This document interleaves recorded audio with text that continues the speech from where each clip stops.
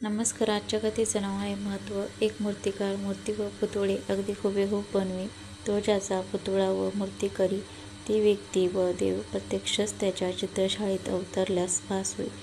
एकदा त्याने खुर्चीत बसलेला व हातात काठी घेतलेला रखवालदाराचा पुतळा तयार केला.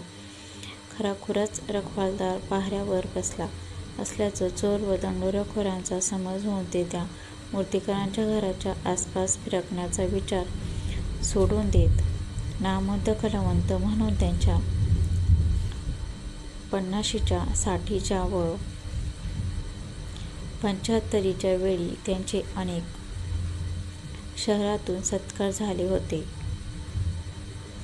आता त्याने 100 गाठले. यमदूताला हुलकावणी देण्यासाठी त्याने आपल्यासारखे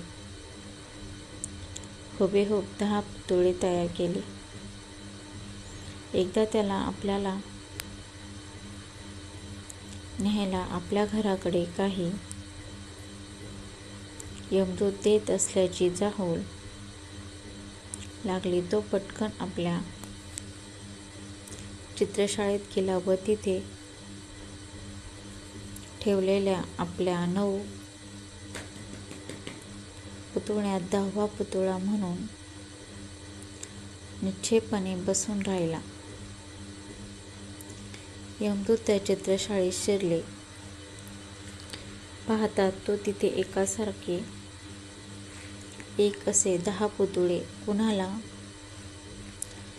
घेऊन जावे हा त्यांच्यापुढे पेच पडला. तेवढ्यात त्यांच्यापैकी एक डोकेबाज यमदूत आपल्या सहकाऱ्यांना मुद्दाम म्हणाला, बाबांनो, असे गोंधळून जाण्यासारखे काय आहे? कारण खऱ्या मूर्तिकारात जे एक व्यंग आहे ते त्यांच्या बाकीच्या 9 पुतळ्या दाखवायचे राहून गेले आहे. त्या बुद्धिमान यमदूताच्या या विधानाने अपमानित झालेला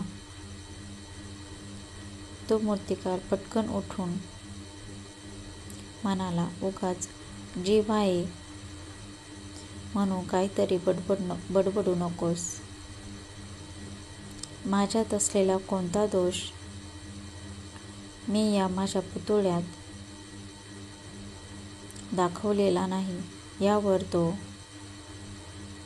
चतुर यमदूत म्हणाला, हे चित्रकारा, तुझ्यात आणि या तुझ्या पुतळ्यात काही एक